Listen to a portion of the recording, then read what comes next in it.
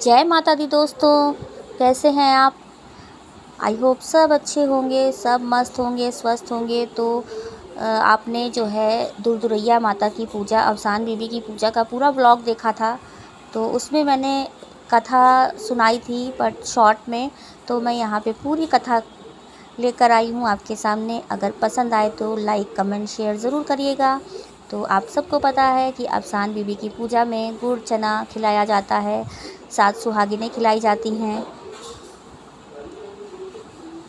तो पूरी कथा का वीडियो मैं आपके सामने लेकर आई हूँ। ये एक राजा रानी की कहानी है। एक राजा होते हैं, उनकी 7 रानियाँ होती हैं। तो ये उन्हीं की कहानी है। तो ज़्यादा देर नहीं करेंगे, शुरू करते हैं। आइए मेरे साथ पूरी कथा सुनिएगा और कथा का लाभ उठाइएगा। एक राजा थे, उनकी 7 रानियां थी। 7 रानियों के होने के बाद भी राजा की कोई संतान नहीं थी। इसी कारण राजा और 7 रानियां बहुत दुखी और परेशान रहते थे। राजा और उनकी रानियां बहुत पूजा पाठ करते थे। एक बार उनके यहाँ अवसान मैया की पूजा का बुलावा आया।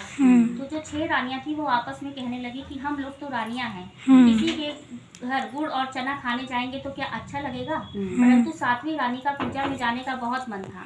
7वीं रानी के साथ उनके मायके से एक दासी भी आई थी। रानी ने अपनी दासी से कहा कि मेरा तो बहुत मन है पूजा में जाने का, लेकिन ये 6 रानियां नहीं जाएंगी तो मैं अकेले कैसे जाऊं। दासी कहने लगी कोई बात नहीं रानी जी, आप अकेले नहीं जा सकती, लेकिन मैं तो वहाँ जा सकती हूँ, मैं चली जाती हूँ। रानी ने कहा यह ठीक है, तुम पूजा में शामिल होने को चली जाओ। रानी के कहने पर यह दासी अवसान मैया की पूजा में शामिल होने के लिए जाती है और वहाँ से प्रसाद लाकर 7वीं रानी को दे देती है। रानी ने अवसान मैया के प्रसाद को बहुत श्रद्धा के साथ ग्रहण किया और हाथ जोड़कर कहा, हे माँ, हमको भी बेटी देना और बेटे देना। माता ने 7वीं रानी की प्रार्थना सुन ली। कुछ दिन बाद राजा को पता चला उनके यहाँ खुशियाँ आने वाली है। राजा खुश होकर खूब दान पुण्य करने लगे और 7वीं रानी का खूब ख्याल रखने लगे। यह देखकर जो 6 बड़ी रानियां थी उनको बिल्कुल भी अच्छा नहीं लगा। वो सब आपस में कहने लगी, अभी तो राजकुमार आए भी नहीं और राजा साहब छोटी रानी को इतना ध्यान रख रहे हैं, जब राजकुमार आ जाएंगे तो हमारी तो कोई इज्जत ही नहीं रह जाएगी। सारी रानियां कहने लगी, हमें भी कुछ ऐसा करना चाहिए कि जिससे राजा का ध्यान हम सब पर भी जाए। एक दिन जब राजा छोटी रानी का हालचाल पूछने के लिए जा रहे थे तो रानियों ने कहा, राजा साहब आप क्यों परेशान होते हो, हम सब छोटी रानी का ख्याल रख लेंगे, आप अपने राज्य को संभालिए। राजकुमार आएगा तो वह हमें भी तो माँ कहेगा, छोटी रानी के साथ साथ हम सब भी तो माँ बनेंगी, इसलिए हम सब मिलकर छोटी रानी का पूरा ध्यान रखेंगे।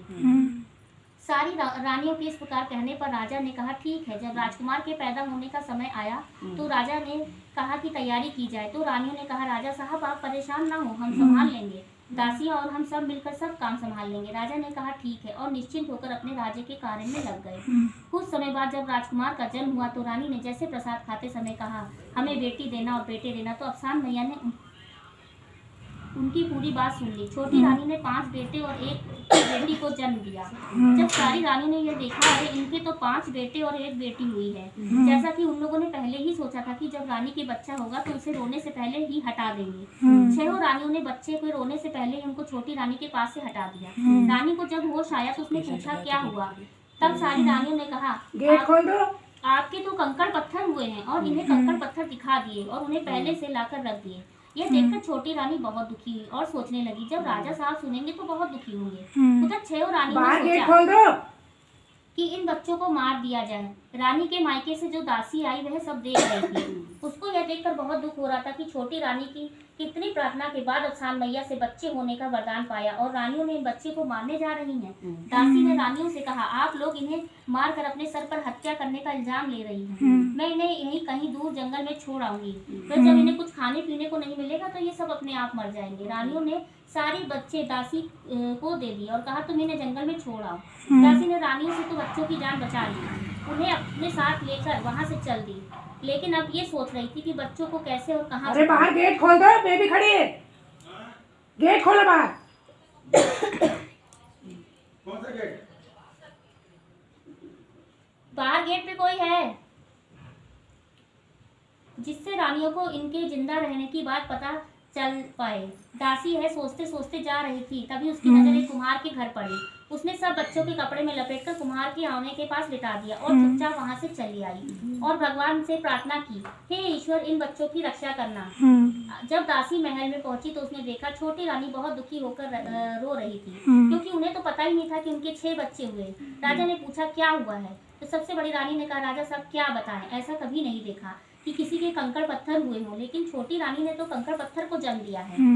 तो राजा ने कहा, अरे आप लोग कैसी बातें कर रहे हैं, कहीं मनुष्य को कंकड़ पत्थर होते हैं? तो रानी ने इसे पहले से लाकर रखे हुए कंकड़ और पत्थर राजा को दिखा दिए।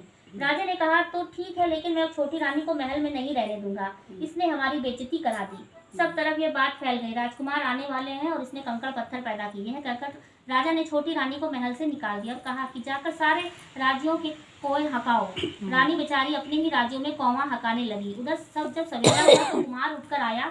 उसने देखा कि आवा के पास छोटे छोटे 6 बच्चे पड़े हुए हैं। कुमार ने जब बच्चों को देखा तो बहुत खुश हुआ, क्योंकि उसके भी कोई संतान नहीं थी। वह रोज सुबह उठकर भगवान से यही प्रार्थना करता था, हे प्रभु, मुझे एक औलाद दे दे जिससे मेरा वंश आगे बढ़ सके। तभी कुमार को ध्यान आया, महल में छोटी रानी माँ बनने वाली थी, कहीं ये बच्चे उन्हीं के तो नहीं है। कुमार भी ये जानता था कि 6 रानियां बहुत तेज और कहीं उन्होंने ईर्ष्या के कारण ही तो नहीं फेंक दिया, लेकिन उसने यह भी सोचा कहीं वापस देने पर रानियां बच्चों को मार ना डाले। यही सोचकर कुमार ने बच्चों को अपने पास रखा। बच्चे जब थोड़े बड़े हुए तो कुमार ने 5 राजकुमारों को मिट्टी के हाथी और घोड़े बनाकर दे दिए। जो राजकुमारी थी उसको भी मिट्टी की चकिया बनाकर दे दी। बच्चे जब घोड़ा चलाते तो आवाज करते थे, चल मेरे घोड़े हिन हिन हिन, और हाथी की भी ऐसे ही आवाज निकालते थे। राजकुमारी जब चकिया चलाती तो बोलती थी, चल मेरी चकिया चकर चकर। तो कुमार के घर के पास 6 रानियां रोज गंगा नहाने के लिए जाती थी। वह रोजाना बच्चों को खेलते हुए देखती। एक दिन बड़ी रानी ने रानियों से कहा, ये बच्चे छोटी रानी के तो नहीं है, क्योंकि उनके तो भी तो 5 लड़के और 1 लड़की हुई थी। यह सोचकर सब डर गई, कहीं राजा साहब को अपने बच्चों के बारे में पता न चल जाए। एक दिन 6 रानियां राजा के पास जाकर कहने लगी, राजा साहब, ये जो आपके राज्य में कुमार हैं उसके बच्चे हम लोग को बिल्कुल भी इज्जत नहीं करते। कुमार ने तो उन्हें बदतमीजी सिखाई है। हम जब भी इधर से गुजरते तो अपने मिट्टी के हाथी घोड़े कहते हैं, चल मेरे घोड़े हिन हिन हिन, और लड़कियां अपनी चकिया से करती है कि चल मेरी चकिया चकर चकर। रानियों ने राजा से कहा कि क्या इसकी चकिया हमारे रथ के पहियों से तेज चलती है, और उनके हाथी घोड़े क्या हमारे घोड़ों से तेज दौड़ते हैं? राजा ने कहा, जाने दो, वो तो बच्चे हैं। लेकिन रानियों ने राजा को उल्टा सीधा समझाकर उन बच्चों को मरवा दिया। कुमार ने जब ये देखा तो बहुत दुखी होकर सोचने लगा कि इन रानियों ने पहले भी बच्चे को जीने नहीं दिया, आज सचमुच उनकी जान लेकर जाने लगी। कुम्हार ने सोचा, मैं जीते जी तो नहीं बच्चों को अपने पिता से मिलवा पाए, लेकिन मरने के बाद उन्हें महल में जगह दिलवाऊंगा। ऐसा विचार कर कुम्हार ने बच्चों को ले जाकर राजा साहब के बगीचे में गाड़ दिया। कुम्हार रोज रात को छुपकर बगीचे में जहाँ उसने बच्चों को गाड़ा था देखने जाता था। कुछ समय बाद उसने बच्चों को गाड़ा था, वहाँ पेड़ निकल आए। जो 5 लड़के थे उनकी जगह एक जगह पर आम के पेड़ निकले, और जो राजकुमारी जगह पर केतकी का पेड़ निकल आया। केतकी के पेड़ पर फूल निकल आए। कुम्हार ने आम के पेड़ पर एक एक पत्ता तोड़ा और केतकी के फूल पर ले जाकर राजा को दे दिया। उसने सोचा कि राजा साहब ने अपने बच्चों को गोद में उठाया ही नहीं था, चलो कम से कम इसी बहाने वो बच्चों को गोद में उठा लेंगे।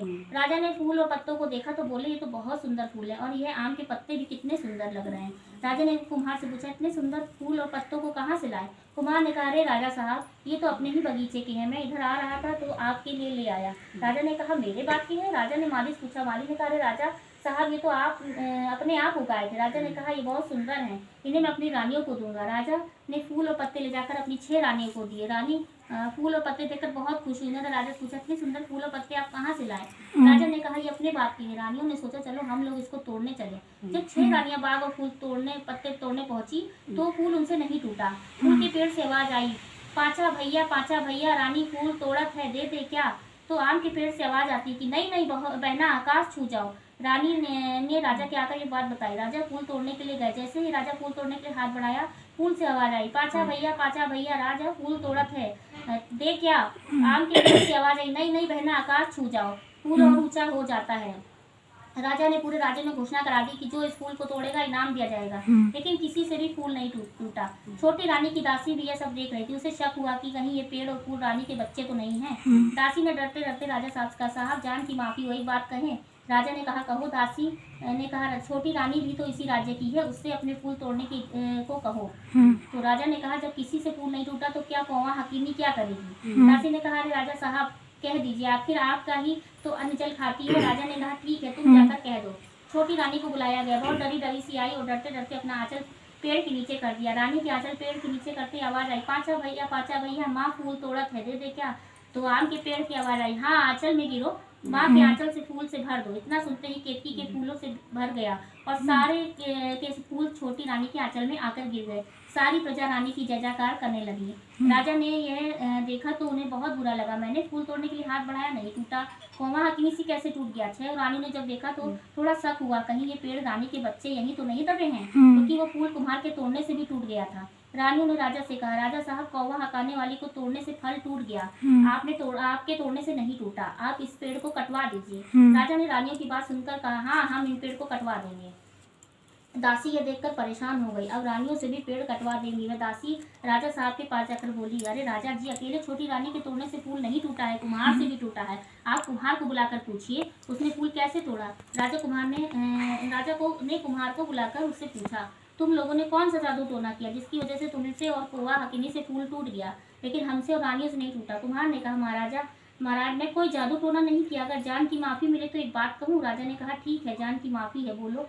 तो कुम्हार ने कहा, राजा साहब ये आपके बच्चे गड़े हैं। राजा ने कहा, मेरे बच्चे? तो कुम्हार ने कहा, राजा साहब आपके बच्चे, आपने जिन 5 लड़कों और एक लड़की को मरवा दिया था वे आपके बच्चे ही थे। आपने छोटी रानी के 6 बच्चों को जन्म दिया और उसमें से 5 लड़के और एक लड़की थी। आपकी 6 रानियों ने आपके साथ साजिश कर बच्चों को फिकवा कर उसकी जगह कंकड़ पत्थर रखवा दिए। रानी कहने लगी कि कुम्हार झूठ बोल रहा है। राजा ने कहा कि ऐसा कुछ नहीं होता, तुम पेड़ काट दो। और राजा ने जैसे ही केतकी के पेड़ को कटवाया, इस पेड़ से लड़की निकली। राजा ने कहा, अरे यह पेड़ से लड़की कैसे निकली। तो कुम्हार ने कहा, मैं आपसे यही तो कह रहा हूँ, ये आपकी बेटी है। फिर जब आम के पेड़ काटे गए, 5 लड़के निकल कर आ गए। राजा को बहुत आश्चर्य। उन्होंने कहा, कुम्हार कि तुम मुझे सही सारी बात बताओ। कुम्हार ने कहा कि राजा साहब आपकी छोटी रानी ने 6 बच्चों को जन्म दिया था, लेकिन आपकी 6 रानियों ने बच्चे हटाकर उनकी जगह कंकड़ पत्थर रखवा दिए। राजा ने कहा, क्या यह सच है। तो दासी ने कहा, हाँ राजा साहब, रानियां बच्चे मरवाना चाहती थी तो मैंने उन्हें कुम्हार की आंवें के पास रख दिया था। छोटी रानी ने अपने बच्चों को मिलकर बहुत खुश हुई। राजा ने कहा, इन 6 रानियों को सजा मिलनी चाहिए और सजा के तौर पर इनके सर काट कर चौराहे से कुत्तों से नचवा दिए जाए। छोटी रानी बहुत ही दयालु थी। उन्होंने कहा, नहीं राजा साहब, इनको मृत्युदंड देने के बजाय इनको भी कौवा हकाने में लगा दिया जाए। राजा ने कहा, ठीक कह रही हैं। तो और उन्हें कौवा हकाने वाली बना दिया गया। प्रजा राजा की जय जयकार करते हुए जाने लगी तो बच्चे भी कुम्हार के साथ जाने को तैयार हो गए। राजा ने कहा, बच्चों तुम लोग कहाँ जा रहे हो, इतने समय के बाद तो तुम लोग मुझे मिले हो, अब महल में चलो, बता जाएंगे। राजा ने कहा, ठीक है, तुम कुम्हार को और उसकी पत्नी को भी अपने साथ महल में ले चलो।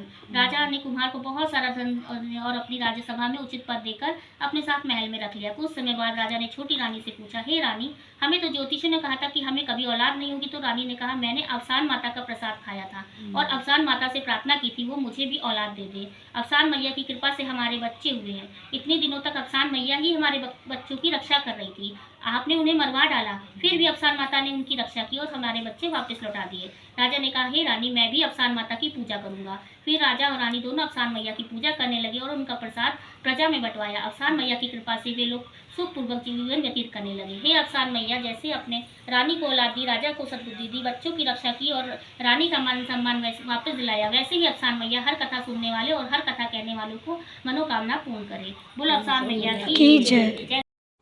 तो फ्रेंड्स, आपको कथा पसंद आई हो तो ज़्यादा से ज़्यादा शेयर करें और फिर मिलेंगे एक नए वीडियो के साथ। तब तक के लिए सबको जय माता दी, जय अफसान मैया की। Bye bye.